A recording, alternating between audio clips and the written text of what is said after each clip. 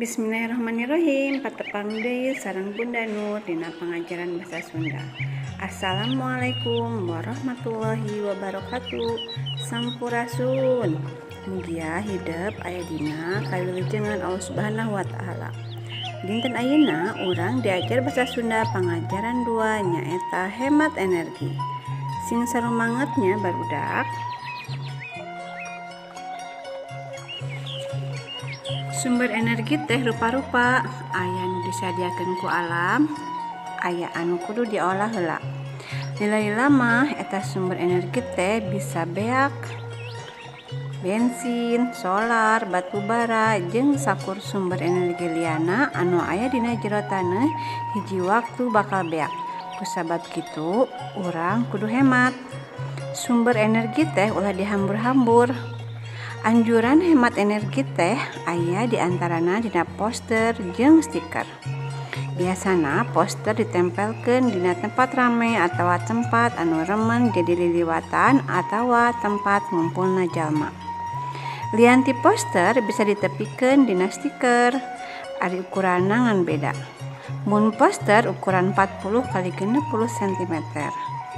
Tah, ari stiker mah cukup kana 4 x 6 cm.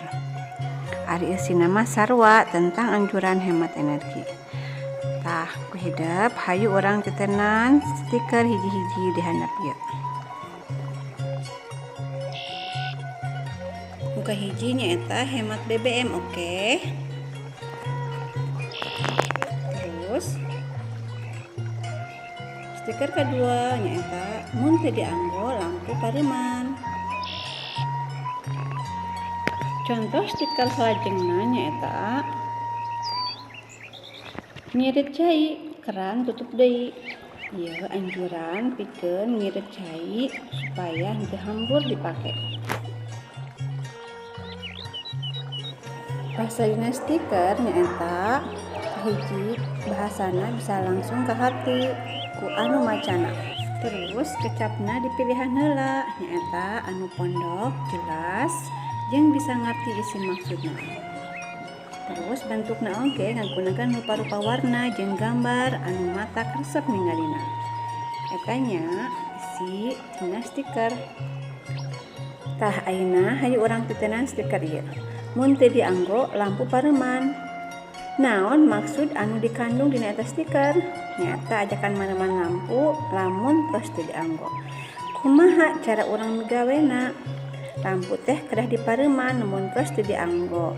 Lamun hidup ninggal lampu masih hurung di mana wae, hidup kudu mareumannya. Pananya katilu, alusna kudu di mana eta stiker dipasangna? Eta stiker dipasangna caket saklar listrik atau nanti di tempat-tempat umum anu caket saklar listrik. Tong hilapnya hidup perak ayeuna titenan stiker ieu. Hiji, ngirit cai, keran tutup deui. Nu kadua, hemat BBM, oke. Pancen hidup nyaeta ngajawab kalimat pananya ieu. Nu kahiji, naon maksud anu dikandung dina eta stiker? Nu kadua, kumaha cara urang migawena?